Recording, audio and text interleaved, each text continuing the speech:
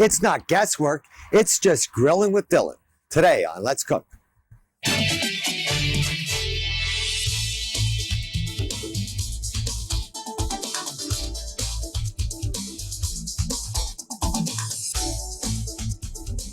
Hi, welcome to Let's Cook. We are outdoors today and we are grilling. Look at this beautiful grill I have here. I need to thank the Fred's Kitchen for organizing this grill for me. Absolutely gorgeous. New out of the box. But let's talk about grilling. What I have here is this is a sun-dried tomato.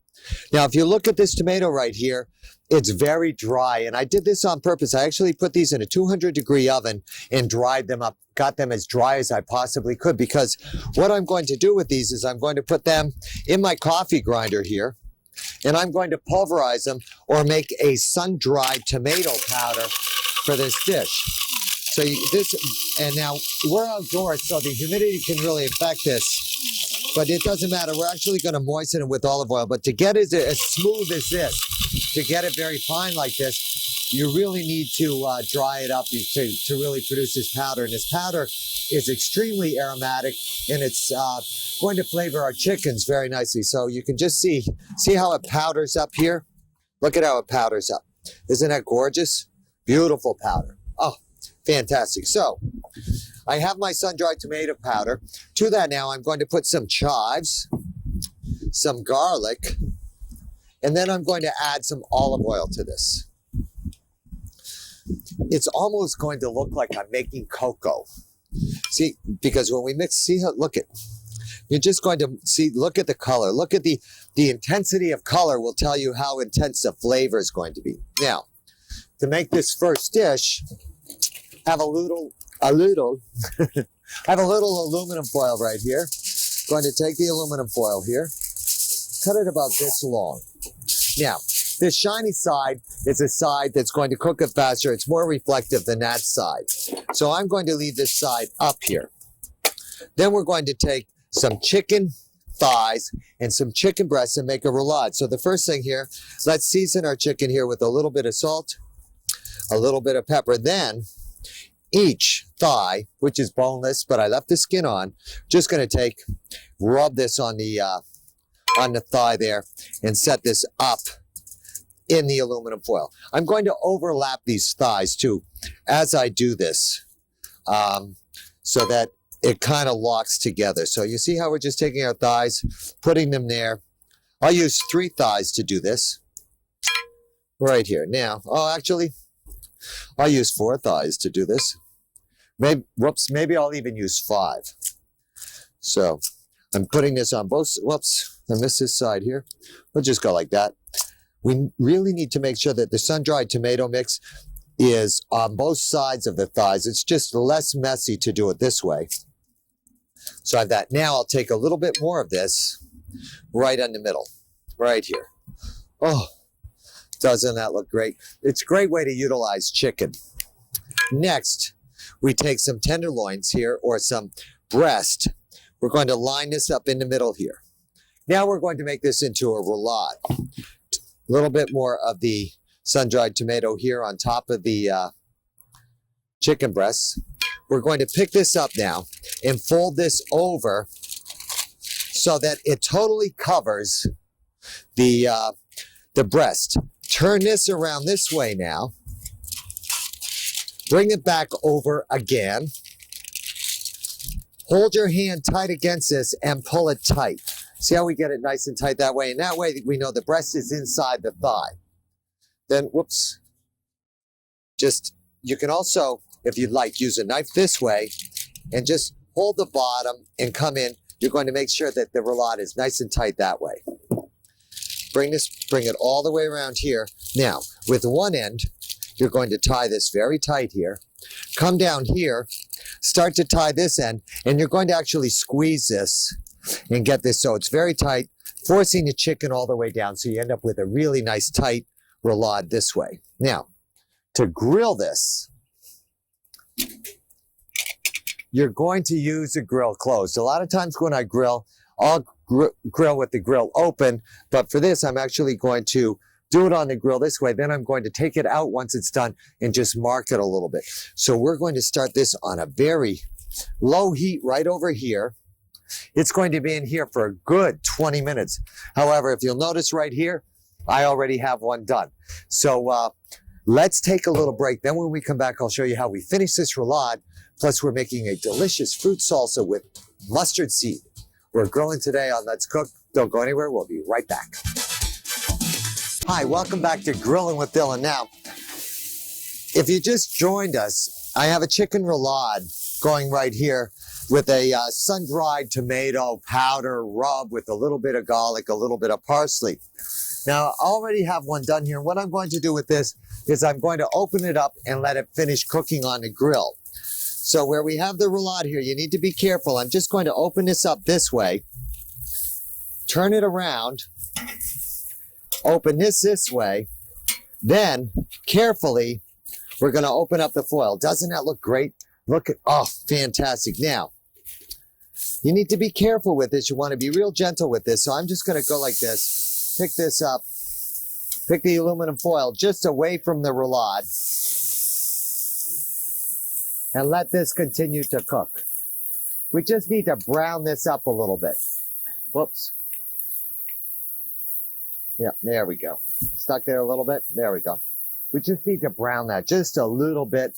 Let that cook off. So, again, with chicken, remember we have the white meat in the middle. We have the dark meat on the outside. I'm going to put this down here nice and slow, and then I'm going to make sure that the grill is on low so that I can turn it and it doesn't stick. But we really need to get a little bit of grill marking on that. Next, have some mustard seeds right here.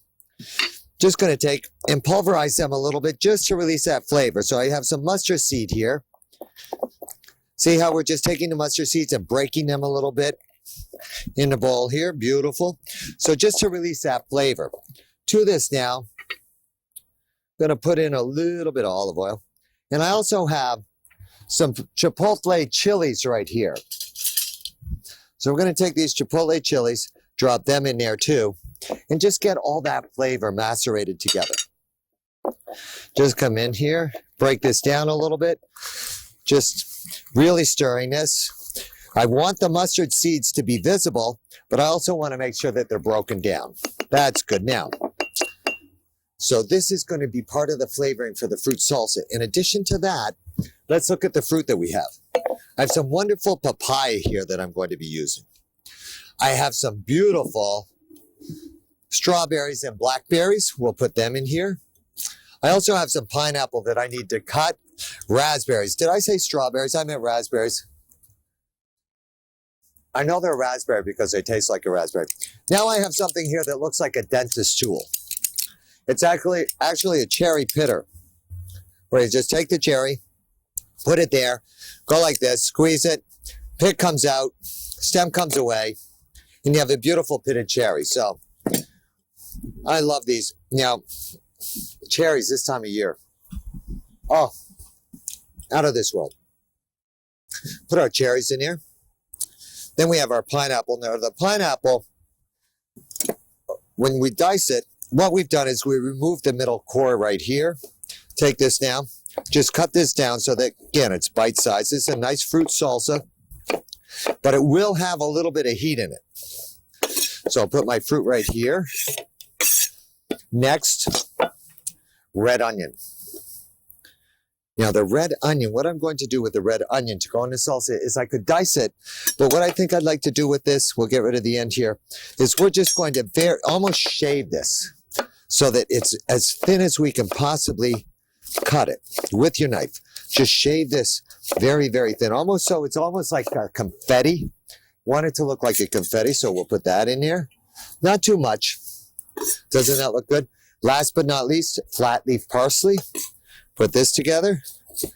Roughly chop this flat leaf parsley, or if you like, you could use coriander too. Okay. But I find that, or I mean, did I say coriander? Well, yeah, I did mean coriander, Japanese parsley, but cilantro. So we'll take a little bit of that, but you have to like the flavor of cilantro. A little bit of this in here. Now my dressing is right here. I just need a little bit more oil in here. take this. This is all the flavoring that I'm going to use in this, aside from a little bit of salt and pepper. We just take this now, gently mix this together. Ever so gently. And this wonderful salsa, when it marries, it's going to be out of this world. Okay, beautiful. So, let's just take this here, mix this together, let that marry. Let's take a look at our chicken now. Now, with the chicken here, what I'm going to do is I still need to get a little bit more color on this. So I'm just going to give this a gentle turn here, making sure it comes free. And we're going to continue to brown this on the on all sides so that we have a nice roulade. Let's take a little break. And then when we come back, we're going to finish this chicken dish. Plus, we're talking lamb. So it's definitely Grilling with Dillon today. And let's cook. Don't go anywhere. We'll be right back. All right, welcome back to Grilling with Dillon. Now, I'm going to take this roulade off, my chicken roulade off, because it's ready to come off. And we're just going to allow this to rest a little bit. Just let it firm up. You need to be careful with this. You want to be real gentle with this. So we're just going to pick this up now, allow this to rest right here. I already have the other one going. We need it to settle a little bit. Now, the next thing we're going to do is we're going to do lamb chops. Need to make a little marinade for my lamb chops. And I'm also going to use this as a base for a sauce too. So I have a little bit of brown sugar here. To that brown sugar, I'm going to add some water just to dissolve the brown sugar right here. So you just want to dissolve that. Then we're going to use an equal amount of water to soy sauce, hoisin sauce, which you can get at your Oriental market or in the Oriental section of your supermarket, some finely minced ginger.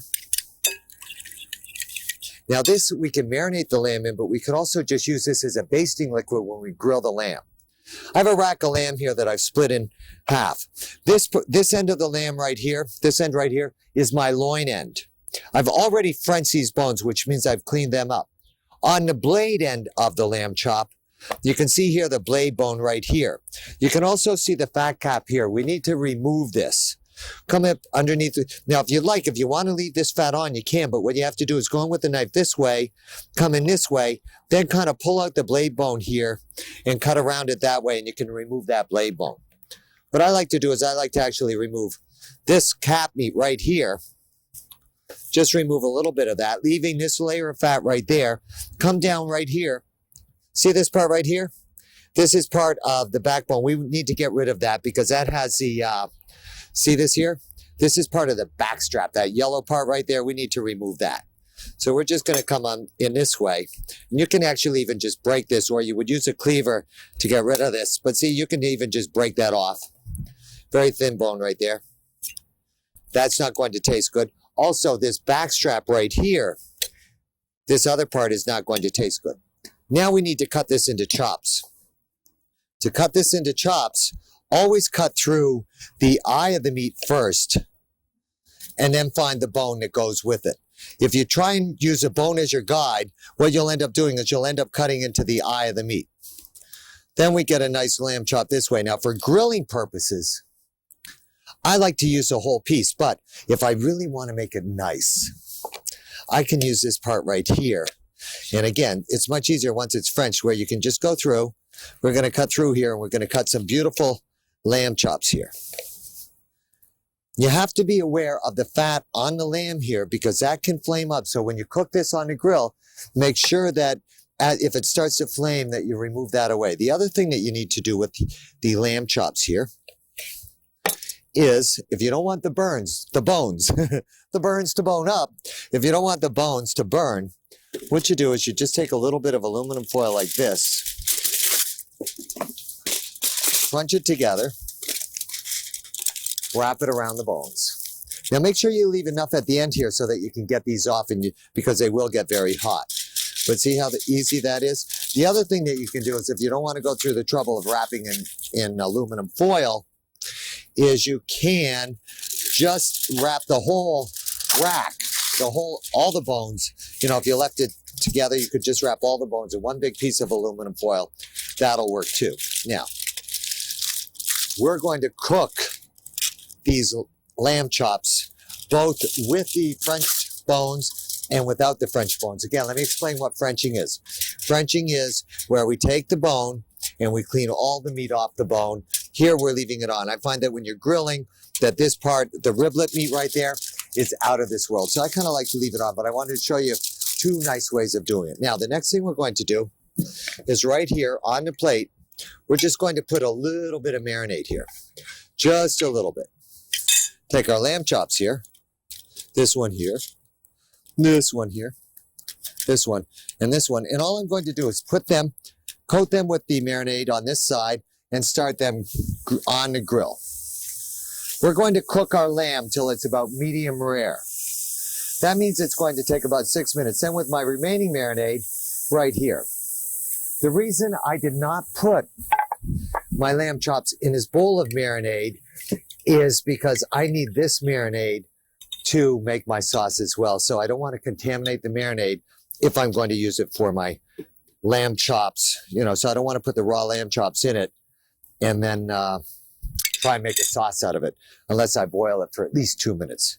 So let me get the rest of these lamb chops on. We're going to take a little break. When we come back, we're going to look at our lamb chops, make the sauce. Plus, we have to go ahead and serve our chicken roulade here as well. So don't go anywhere. It's Grillin' with Dillon today on Let's Cook. We'll be right back. Hi, welcome back to Grillin' with Dillon. Now, we have to finish everything we got started on the grill today. The first thing I'm going to do is a marinade for my lamb right here. I'm going to take that, put that in a pot, and I'm actually going to thicken this. So we're just going to tighten this up. I'll show you the consistency of it right now. Where we really need to thicken, it's just a little too thin to use for a sauce. See how thin that is? It's just a little thin to use for a sauce. So what we're going to do is we're going to bring this up to a boil, and then we're going to lightly thicken it with a little bit of cornstarch. Well, while this comes up to boil, let's go over here to our grill. And I have some lamb chops right here, and I'm just going to take these and turn these over.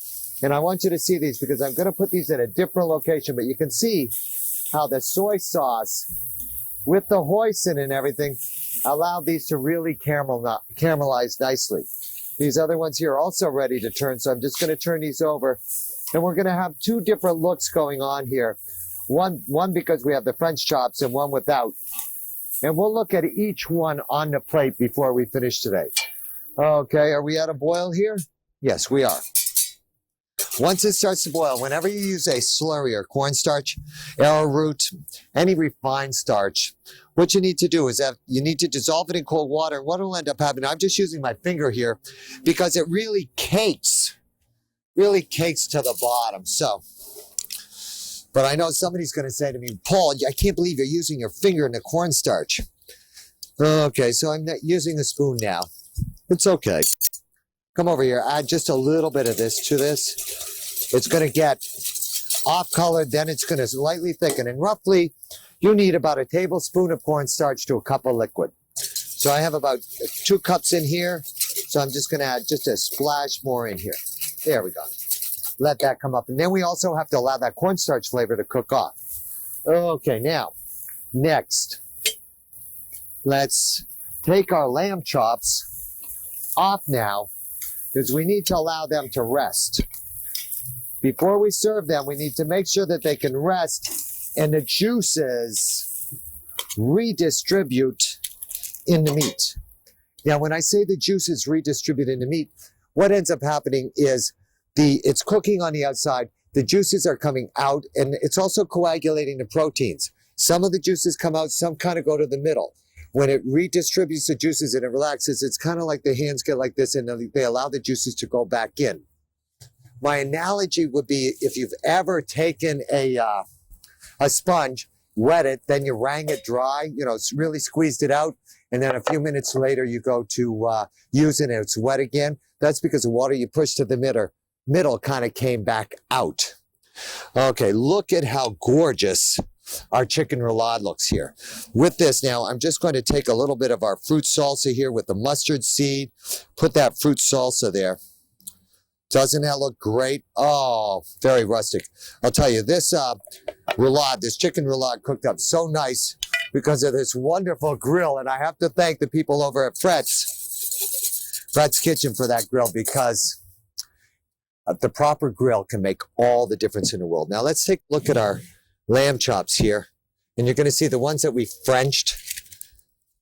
They have a little bit of a different look here than the ones that we just left with the riblet meat on. Whoops, little hot there, but very delicious. Let's look at what the sauce looks like on these coming off. This is, but you see this beautiful sauce going on to our lamb chops there. Doesn't that look good? I love grilling. I love the outdoors. I think it goes back to those primal needs of meat and fire and food. Thank you so much for watching Let's Cook. You have a great day. We'll see you next time. Bye-bye for now.